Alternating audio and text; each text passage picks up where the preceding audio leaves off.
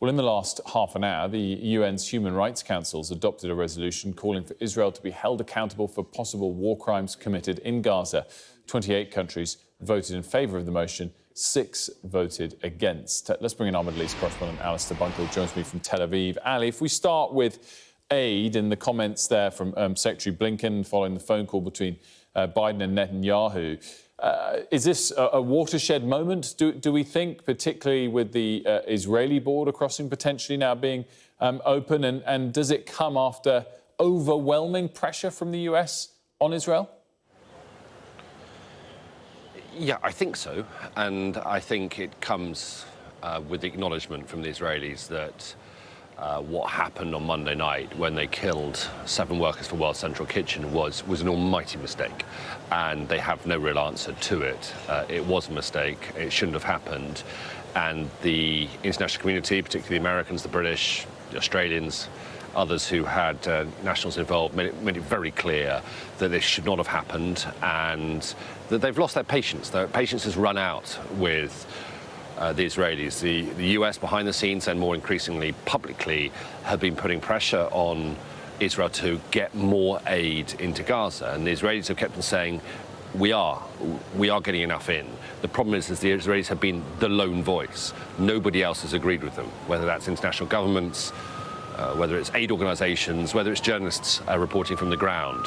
Israel was that lone voice. Well, now they are saying that they can and will open up Ashdod port and the Erez crossing. I mean, it does beg the question, in fairness, why that couldn't have been done earlier, at least in the case of Ashdod, which is a fully functioning major port quite close to Gaza.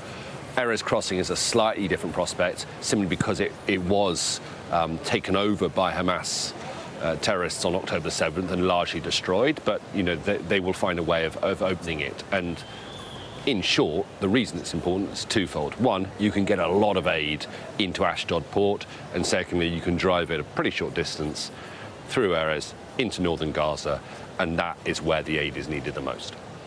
What is the response as to why these crossings weren't opened earlier? Well, officially, Erez couldn't be opened because it was destroyed after October the 7th. I think some people would say, well, where there's a will, there's a way, and that is what is proving right now. If the Israelis had wanted to do it, I'm sure they could have achieved it. Admittedly, early on in the war, there was heavier fighting, much heavier fighting around that part of northern Gaza, so it wouldn't have been so straightforward. But for quite a number of weeks now, that section of northern Gaza has been reasonably quiet. And, you know, that is why I think we've seen the likes of David Cameron putting pressure on the Israelis to do that.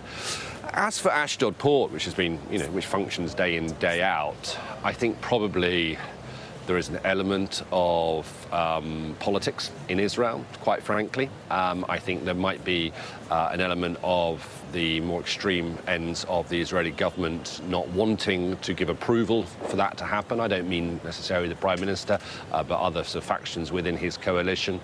And I think the Israelis, to put it bluntly, have been very clear. They have been focusing on their 2 objectives, and those objectives are to defeat Hamas and to get their hostages back. And it's only really because of sustained international pressure that, you know, bit by bit, more aid routes have started to open up.